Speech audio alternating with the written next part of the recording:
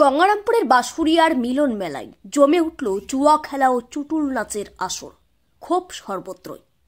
জানা যায় 2009 সাল থেকে গঙ্গারামপুর ব্লকে বাঁশফুরিয়া গ্রাম পঞ্চায়েতের গোটাহার মোড়ে স্থানীয় একটি কমিটির মাধ্যমে প্রতি বছরের মতো এবছরও বাঁশফুরিয়া সাংস্কৃতিক মিলন মেলার আয়োজন করা হয়। 2রা জানুয়ারি থেকে 13ই জানুয়ারি পর্যন্ত এই মেলাটি সেখানে চলবে বলে পুলিশ প্রশাসন অনুমতি দিয়েছেন বলে সূত্রের খবর। এবছরও মিলন মেলার দায়িত্বে রয়েছে বাঁশফুরিয়া অঞ্চল তৃণমূল কংগ্রেস সভাপতি তথা বহু বিতর্কিত এই তৃণমূল নেতা সাহেব সরকার বলে সূত্রে জানা গেছে। মেলাটিতে এলাকাবাসীদের জন্য বিনোদনের বিভিন্ন ধরনের স্টল থেকে শুরু করে কেনাকাটার জিনিসের দোকান রয়েছে। ব্যাট পলিটিক্স নামে একটি ফেসবুক পেজে সেই মেলাতে চলছে অবাধে ফরকুটি জুয়া খেলা। সেখানে চলছে চুটুল নাচের আসরের ভিডিও ছবি পোস্ট করা হয়েছে।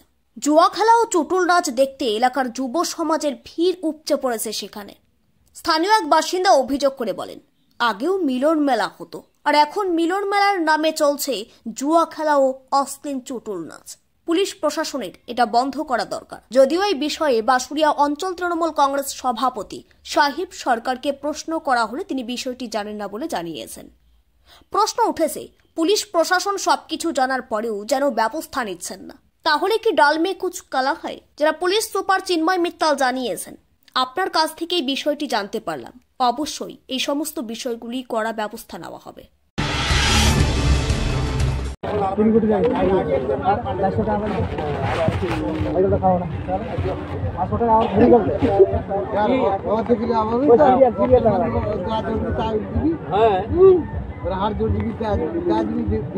চিত্র সাংবাদিক বাসুদেবের সাথে শীতল চক্রবর্তী রিপোর্ট, স্টার সংবাদ, গঙ্গারামপুর।